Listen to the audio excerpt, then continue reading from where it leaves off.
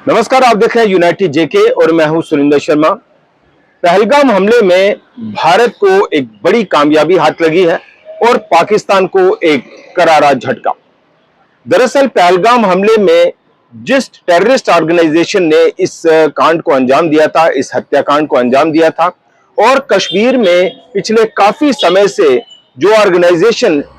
आतंकी गतिविधियों को, आतंकी वारदातों को और जो टेरर एक्ट्स है उनको अंजाम दे रही है, उसके खिलाफ भारत की एक कूटनीतिक और एक स्ट्रेटेजिक कामयाबी माना जा रहा है कि टीआरएफ यानी द रेजिस्टेंस फ्रंट, उसके खिलाफ अमेरिका ने भी टीआरएफ को आतंकी तंजीम यानी आतंकी ऑर्गेनाइजेशन जो है वो घोषित कर दिया है और इसे भारत की एक बड़ी कूटनीतिक कामयाबी जो है वो माना जा रहा है। और इससे यह भी साबित हो रहा है कि जो अमेरिका का कहना है कि भारत के खिलाफ जो आतंकवाद चलाया जा रहा है पाकिस्तान की ओर से, और पूरे ग्लोबल फिनोमेना के तौर पर भी आतंकवाद के खिलाफ लड़ाई में अमेरिका जो है वो आगे चलना चाहता है। अमेरिका आतंकवाद को पूरी तरह से खत्म करना चाहता है और इसी कड़ी में टीआरएफ को जो है वो एक विदेशी आतंकी संगठन जो है वो घोषित कर दिया गया है। और इसके बाद अब बड़ी बात यह है कि टीआरएफ को आतंकी तंजीम घोषित करने के बाद अमेरिका द्वारा अब होगा क्या। इसमें कई ऐसे बड़े पहलू हैं जिसके मुताबिक अब टीआरएफ के लिए काम करना मुश्किल हो जाएगा।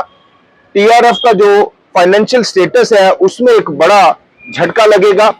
जो उनके बैंक अकाउंट्स हैं टीआरएफ के वो सीज होंगे। जो फाइनेंशियल ट्रांजैक्शंस हैं उसके ऊपर जो है वो नजर रखी जाएगी। यानी पूरा जो वर्ल्ड कम्युनिटी है, विदेश के जो तमाम बड़े मुल्क हैं उसके ऊपर नजर रखेंगे। और यूएनएससी यानी यूनाइटेड नेशन सिक्योरिटी काउंसिल, उसको भी अब टीआरएफ के खिलाफ जो है वो कार्रवाई करनी पड़ेगी और पाकिस्तान के ऊपर जो है वो यूनाइटेड नेशन सिक्योरिटी काउंसिल को दबाव बनाना पड़ेगा कि टीआरएफ के ऊपर जो है वो कार्रवाई की जाए, टीआरएफ की गतिविधियों को बंद करवाया जाए, टीआरएफ के जो बैंक अकाउंट्स हैं उनको सीज किया जाए, टीआरएफ के जो फाइनेंशियल ट्रांजैक्शंस हैं उनके ऊपर जो है वो नजर रखी जाए। और इसके साथ साथ ही एफएटीएफ यानी फाइनेंशियल एक्शन टास्क फोर्स, उसकी भी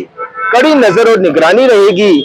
पाकिस्तान के ऊपर और टीआरएफ के ऊपर, और पाकिस्तान पर इन दोनों ऑर्गेनाइजेशंस का एक बड़ा दबाव रहेगा, यूनाइटेड नेशन सिक्योरिटी काउंसिल का भी और फाइनेंशियल एक्शन टास्क फोर्स का भी, कि पाकिस्तान में जिस तरह से टीआरएफ का जो कामकाज चल रहा है, जो उनके आतंकी अड्डे चल रहे हैं, जो उनके बैंक अकाउंट्स चल रहे हैं, जो उनके फाइनेंशियल ट्रांजैक्शन चल रहे हैं, अब उसके ऊपर विराम लगेगा, उसके ऊपर कार्रवाई होगी और पाकिस्तान के ऊपर इतना दबाव पड़ेगा कि पाकिस्तान को टीआरएफ को, या तो चूंकि अब अंतरराष्ट्रीय स्तर पर टीआरएफ जो है वो बैन कर दी गई है और पाकिस्तान को भी इस नियम का पालन जो है वो करना पड़ेगा और टीआरएफ के लिए अब अपनी गतिविधियों को चलाना बहुत ज्यादा मुश्किल हो जाएगा। और जैसा अभी हम आपको बता रहे हैं कि टीआरएफ जो है वो पिछले कुछ समय से एक मुखौटा ऑर्गेनाइजेशन है लश्कर-ए-तोयबा का या जैश-ए-मोहम्मद का, यानी तमाम जो आतंकी तंजीमें हैं वो जब एजेंसियों के रडार पर आ जाती हैं, सरकारों के रडार पर आ जाती हैं, तो वो अपनी एक मुखौटा ऑर्गेनाइजेशन जो है वो बना देती हैं और मुखौटा ऑर्गेनाइजेशन के जरिए जो है वो उन आतंकी वारदातों को अंजाम दिया जाता है। और इसी तरह से पाकिस्तान और लश्कर-ए-तोयबा, पाकिस्तानी सेना और लश्कर-ए-तोयबा, इन दोनों ने मिलकर जो है वो टीआरएफ का गठन किया था।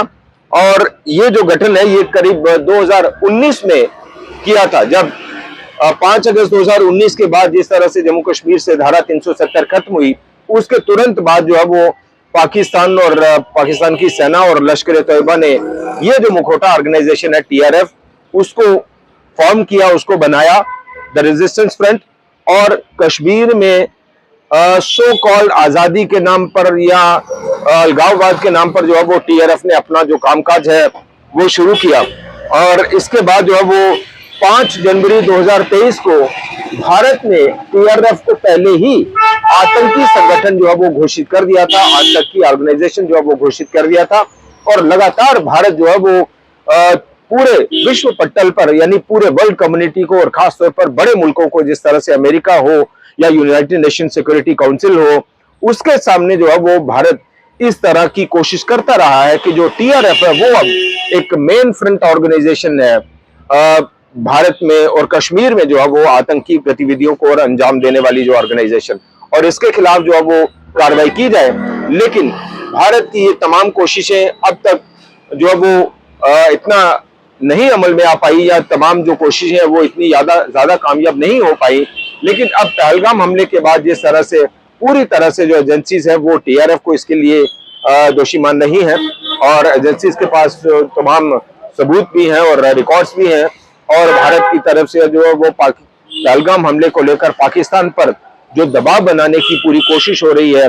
ऑपरेशन सिंदूर तो हुआ ही, लेकिन अंतरराष्ट्रीय स्तर पर भी पाकिस्तान को आतंकवाद के मुद्दे पर अलग थलग किया जाए और पूरे विश्व को इसके खिलाफ जो है वो पाकिस्तान पर दबाव बनाने के लिए जो है वो तैयार किया जाए। उसी कड़ी में ये एक बड़ा फैसला जो है वो अमेरिका की तरफ से किया गया है कि अमेरिका ने अब टीआरएफ को जो है वो आतंकी ऑर्गेनाइजेशन घोषित कर दिया है, और इसके बाद अब अन्य कई मुल्कों को भी भारत जो है वो इस